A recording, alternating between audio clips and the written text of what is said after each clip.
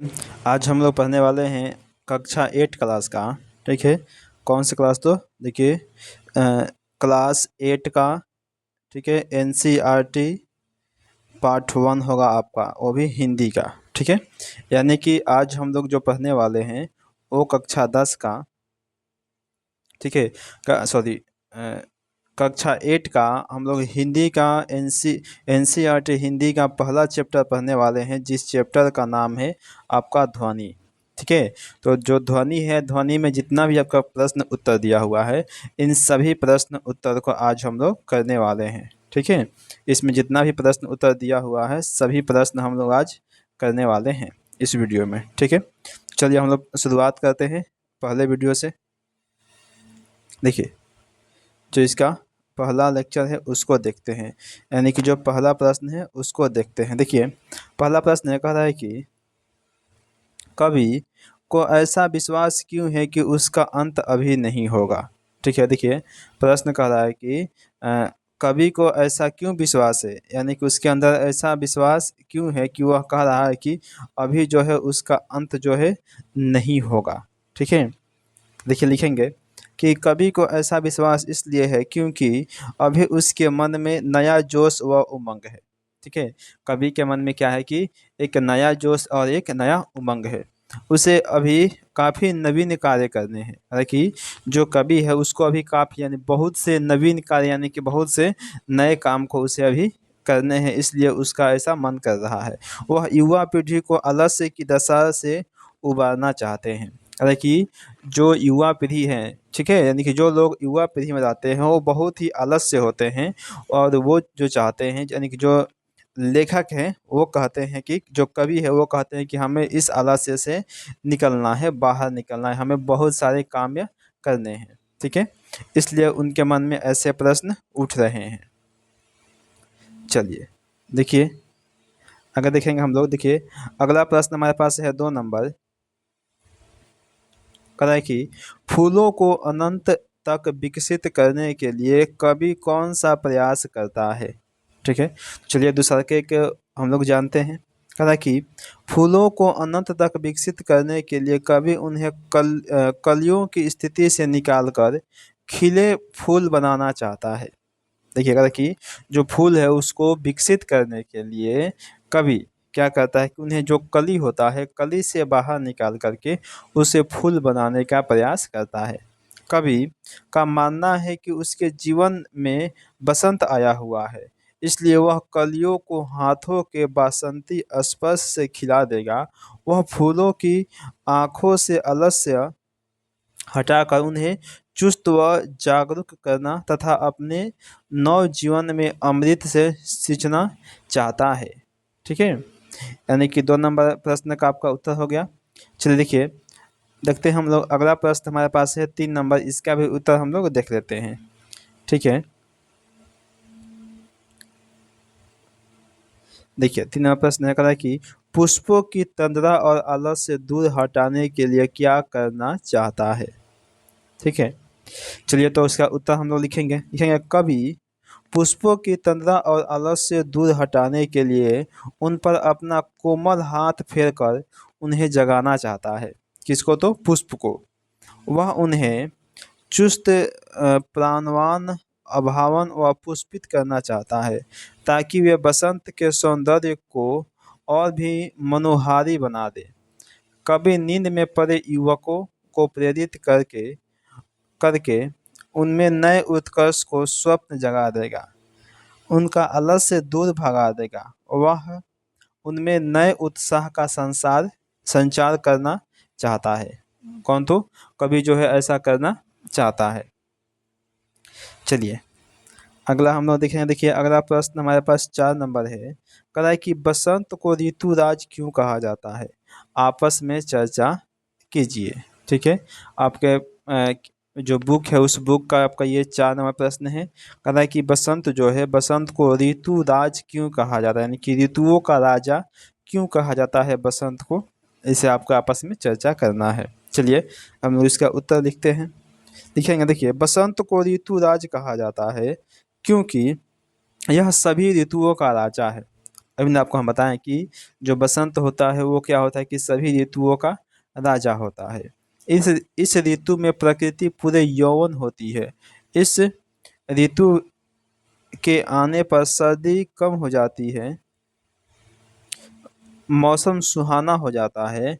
इस समय पंच तत्व अपना प्रकोप छोड़कर सुहावने रूप में प्रकट होते हैं। ठीक है। अगर देखिए, अगर कि पंच तत्व जल, वायु, धरती, आकाश और अग्नि सभी अपना मोहक रूप दिखाते हैं। पेड़ों में नए पत्ते आने लगते हैं, आम बौरों से लद जाते हैं और खेत सरसों के फूल से भरे पीले दिखाई देते हैं। सरसों के पीले फूल ऋतुराज के आगमन की घोषणा करते हैं। खेतों में फूली हुई सरसों पवन के झोंकों से हिलती ऐसी दिखाई देती है मानो सामने सोना का सागर लहरा रहा हो।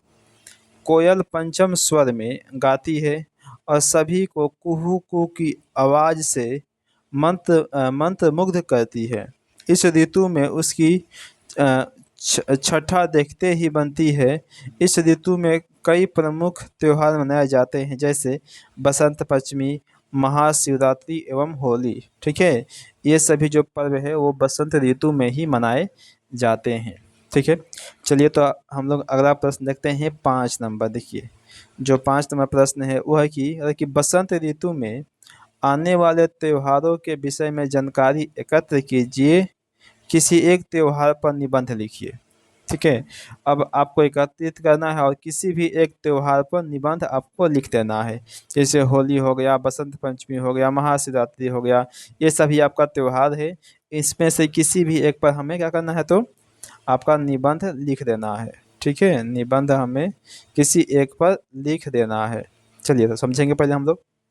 है कि बसंत ऋतु का समय फागुन, चैत और बैसाख माह के आरंभिक दिनों अर्थात मार्च अप्रैल होता है। इसकी अवधि लगभग 2 महीने होती है। बसंत ऋतु में कई त्योहार मनाए जाते हैं, जैसे बसंत पंचमी, महाशिवरात्रि एवं होली। ठीक है। अब चलिए हम लोग होली पर क्या करते हैं कि होली पर ही लिख लेते हैं। ठीक है। होली पर हम एगो निबंध आपको लिख कर दिखा देते हैं, बाकी आप किसी पर भी लिख सकते हैं, आपकी मर्जी है। देखिए, हम लिखे हुए हैं होली पर, आपको समझा देते हैं। ये होली है। ठीक है। कि हमारा देश भारत विश्व का अकेला एवं ऐसा अनूठा देश है जहाँ पूरे साल में कोई ना कोई त्योहार मनाया जाता है। रंगों का त्योहार होली हिंदुओं का प्रसिद्ध त्योहार है, जो फागुन मास की पूर्णिमा को मनाया जाता है। देखिए, ठीक है। आगे है आपका कि यह त्योहार रंग एवं उमंग का अनुपम त्योहार है। जब बसंत अपने पूरे यौवन पर होता है, सर्दी को विदा देने की ग्रीष्म स्वागत करने के लिए इसे मनाया जाता है। संस्कृत साहित्य में इस त्योहार को मदनोत्सव के नाम से पुकारा जाता है। आगे देखिए, देखिए, होली के संबंध में एक पौराणिक कथा प्रचलित है कि भगवान विष्णु के परम भक्त प्रहलाद को अग्नि में जलाने का प्रयास में उसकी बुआ होलिका होलिका अग्नि में जलकर स्वाहा हो गई थी। इसी घटना को याद कर प्रतिवर्ष होलिका दहन किया जाता है। दूसरे दिन क्या होता है कि फाग खेला जाता है। इस दिन छोटे बड़े, अमीर गरीब आदि का भेदभाव मिट जाता है। सब एक दूसरे पर रंग फेंकते हैं, गुलाल लगाते हैं और गले मिलते हैं। चारों ओर आनंद, मस्ती और उल्लास का समा बंध जाता है। ढोल पर थिरकते, मजीरों की ताल पर झूमते, नाचते गाते लोग आपसी भेदभाव भूलकर अपने शत्रु को भी गले लगा लेते हैं। परंतु कुछ लोग अशोभनीय व्यवहार कर इस त्योहार की पवित्रता को नष्ट कर देते हैं, जो कि उचित नहीं है। अगर यहाँ क्या देखिए, हमारा कर्तव्य है कि हम होली का त्योहार उसके आदर्शों के अनुरूप मनाएं तथा आपसी वैमनस्य, बैर भाव, घृणा आदि को जलाकर एक दूसरे पर गुलाल लगाकर आपस में प्रेम, एकता और सद्भाव बढ़ाने का प्रयास करें। होली के अवसर पर आओ एक दूजे पर गुलाल लगाएं, अपने सब भेदभाव भूलकर प्रेम और सद्भाव बढ़ाएं। चलिए, ये रहा हमारा होली पर निबंध। आप चाहें तो इसका भाषा चेंज भी कर सकते हैं, आप अपनी इच्छा से, ठीक है। चलिए, और इसके बाद है भाषा की बात। देखिए, भाषा की बात है, हरे हरे पुष्प पुष्प पुष्प में एक शब्द की एक ही अर्थ पुनरावृत्ति हुई है। ये आपका लिखना है। भाषा की बात है, ये आपका एग्जाम में लगभग नहीं पूछेगा। एग्जाम में ये आपका पूछने वाला नहीं है। वैसे आप चाहे तो इसको आप लिख सकते हैं। यहाँ पर हम लिख भी दिए हैं पूरा, ठीक है। देख लीजिए, एक मिनट इसको थोड़ा सा अच्छे से कर दे। आप इसे लिख भी सकते हैं, भाषा की बात है तो, ठीक है।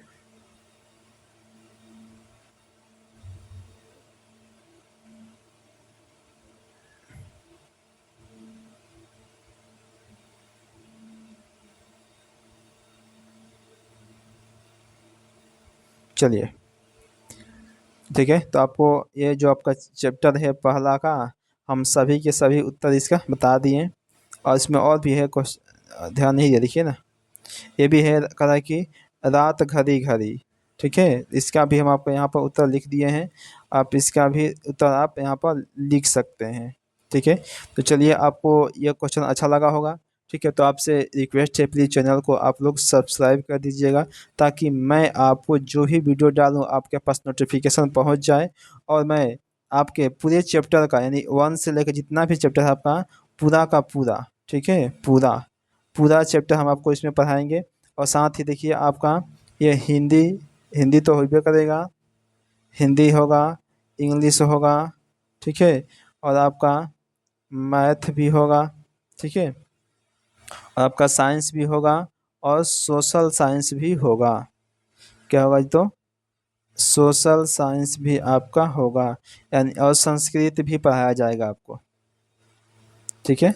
तो प्लीज़ आपसे रिक्वेस्ट है कि चैनल को सब्सक्राइब कर लीजिए, ठीक है। तो अब हम मिलते हैं अगले वीडियो में।